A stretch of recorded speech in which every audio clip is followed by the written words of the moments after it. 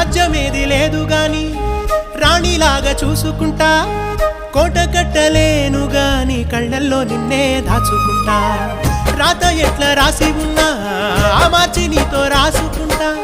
స్వర్గమంటూ ఉన్నదంటే అది నీతోనే ప్రతిరోజు పంచుకుంటా నిన్ను గన్న మీ నాన్నకన్నా